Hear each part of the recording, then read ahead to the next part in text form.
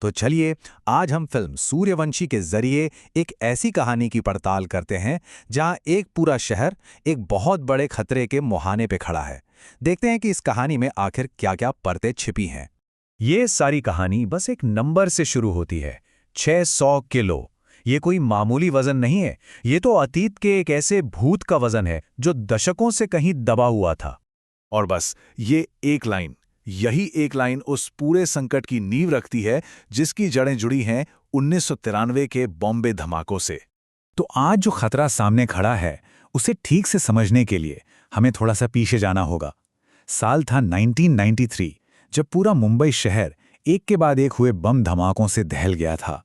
इस पूरे खतरे की जड़ में है RDX, जो कि एक बहुत ही पावरफुल विस्फोटक है। लेकिन असली चिंता की बात यह है कि तस्करी से लाए गए 1000 किलो में से सिर्फ 400 किलो का ही इस्तेमाल हुआ था। बाकी का 600 किलोग्राम कभी मिला ही नहीं, वो बस गायब हो गया। और यही शहर पर मंडराता हुआ एक अनसुलझा सवाल बन गया। और अब इतने सालों के बाद उसी सोए हुए खतरे को एक नया दुश्मन फिर से जगा रहा है। एक ऐसा दुश्मन जिसके इरादे बहुत ही गहरे हैं। ये जो टाइमलाइन है ना, ये साफ साफ दिखाती है कि ये कोई छोटा मोटा प्लान नहीं था।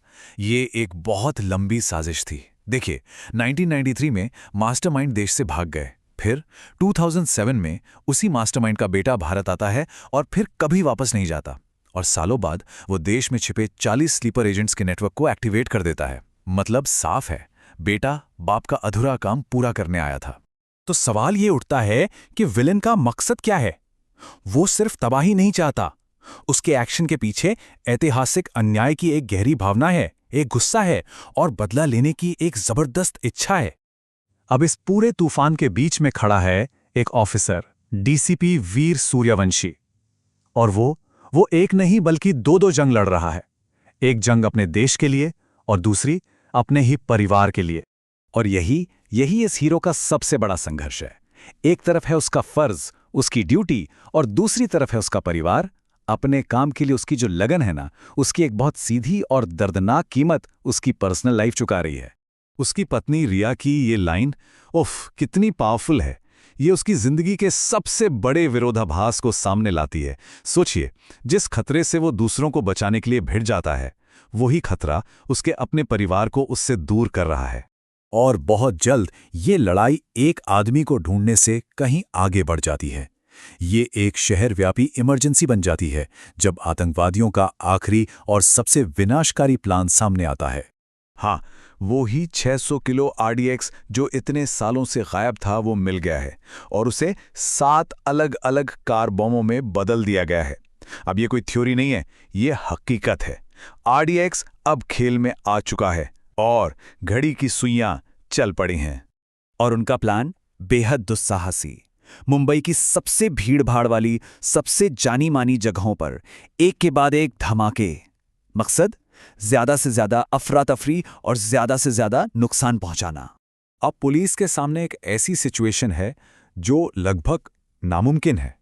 जरा सोचिए, मुंबई का ट्रैफिक, उस ट्रैफिक के साथ 1 घंटे से भी कम समय में 7 अलग अलग जगहों पर पहुंचकर बमों को डिफ्यूज करना, ये हो ही नहीं सकता।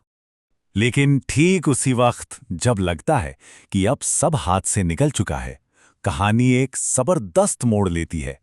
क्योंकि सूर्यवंशी अब अकेला नहीं है, मदद रास्ते में है। और आ भी कौन रहा है? देश के 2 सबसे दमदार ऑफिसर्स। सबसे पहले एंट्री होती है इंस्पेक्टर संग्राम भालेराव की, यानी सिम्बा। वो दूसरे शहर से एक संदिग्ध का पीछा करते करते आया है और उसी ने इस 7 बम वाले पूरे प्लॉट का पर्दाफाश किया है। और जल्द ही उसके साथ आ जुड़ते हैं the one and only DCP Bajirao Singham, जो अपने खास अंदाज में न्याय करने के लिए जाने जाते हैं। और फिर ये तीनों हीरोज डिवाइड एंड कॉन्कर की स्ट्रैटेजी अपनाते हैं। अपने अपने यूनिक स्किल्स को मिलाकर वो इस मल्टी लेयर्ड अटैक से निपटने के लिए वक्त के खिलाफ एक दौड़ शुरू कर देते हैं।